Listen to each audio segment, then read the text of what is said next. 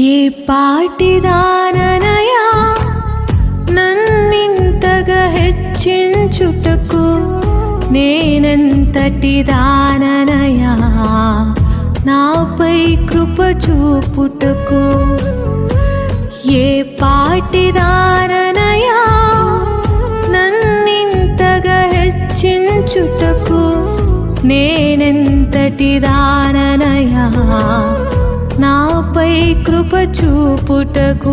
నా దోషము భరించి నా పాపము క్షమించి నన్ను నీలా మార్చుటకు కలు